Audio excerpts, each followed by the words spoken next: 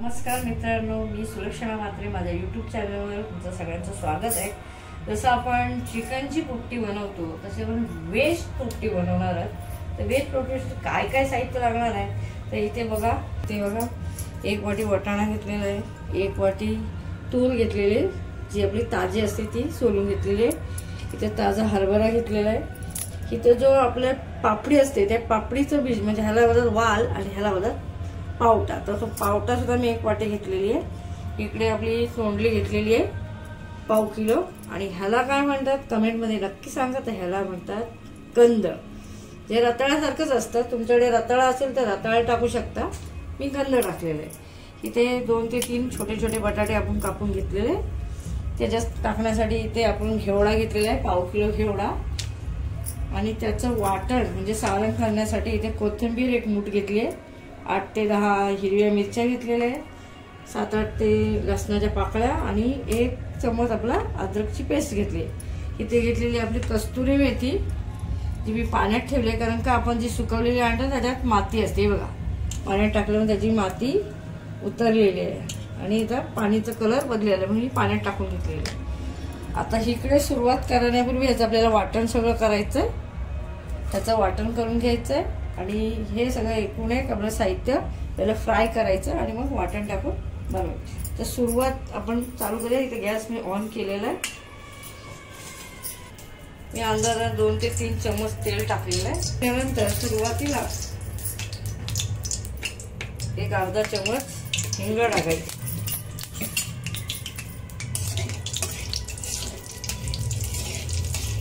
हिंग टाकल्यामुळे काय होतं, आपल्याला पोटाला गॅस वगैरे होत नाही, कारण हे सगळे पदार्थ आहेत ते गॅस होणारे आहेत म्हणून आपण हिंगाचा वापर केलेला आहे.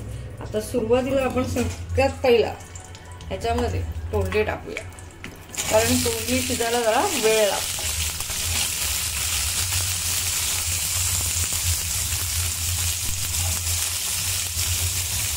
सगळ्या भाज्या अशा कापून मी धुवून, याच्यामध्ये तुम्ही रताळा वापरू शकता, वांगी वापरू शकता.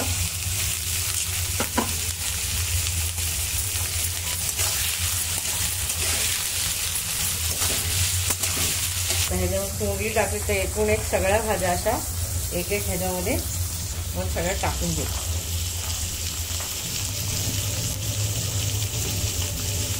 हा जो कंद टाकलेला आहे तो सुद्धा आपण टाकायचा आहे.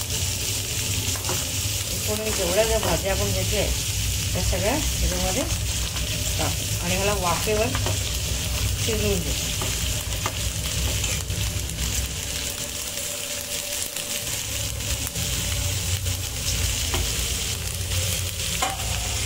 आपण घेवडा टाकलेला नाही, कारण घेवडा लगेच शिजतो. पापडी असते ती आपण टाकलेली नाही. तर ह्याला आपण गॅस फास्ट करून 2 ते 3 मिनिटं हलवून घ्यायचं. हळद त्याच्यात शिजतानाच आपण पहिला मीठ टाकू आपल्या आवडीनुसार. मीठ टाकू आणि हळद टाकून घेऊ. म्हणजे हळद टाकल्यानंतर त्याचं अर्धा चमच हळद टाकून घेऊ.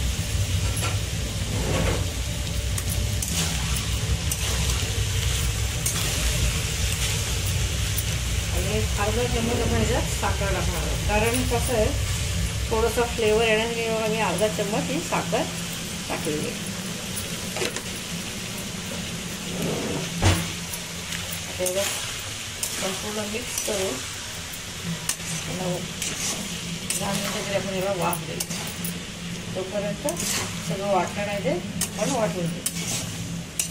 10 मिनिटं आपली झालेली आहे. बहुतेक अर्धी भाजी अशी शिजली, बघा तोंडली शिजलेली. तर आपण लगेचच आता घेवडा टाकू ह्याच्यामध्ये. म्हणजे ही पापडी आपण साफ केलेली तिला पुन्हा एकदा मिक्स करून घ्यायचं.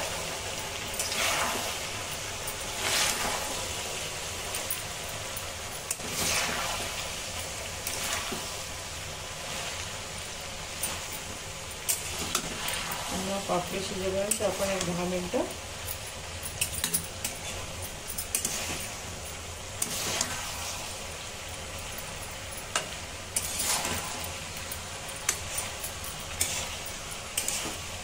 मिक्स करून घेतलेली आहे.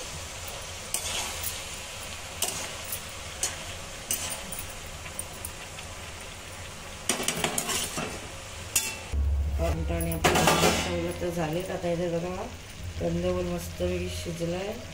इथे हा बटाटा आहे तो पण आपला मस्त झालेला आहे.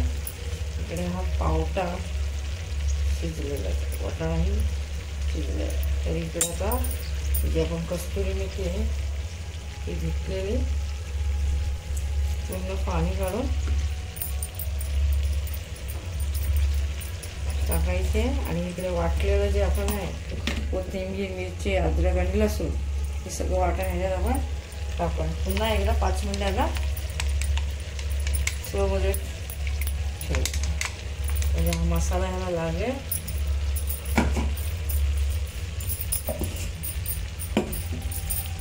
कुठल्याही प्रकारचं आपण पाणी याच्यात टाकलेलं नाही आहे. पाणी न टाकता वाफेवरच भाजी झालेली आहे.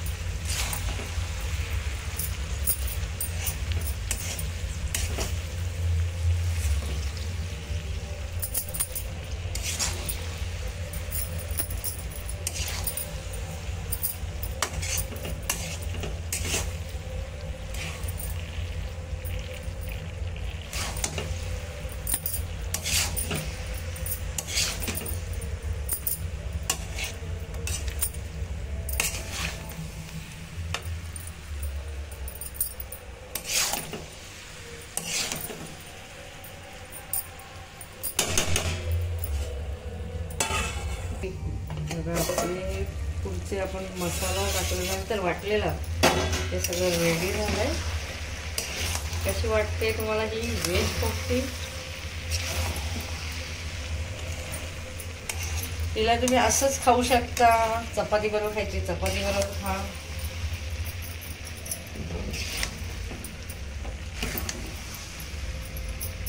ही आपली पोपटी तयार झाली आपली व्हेज पोपटी.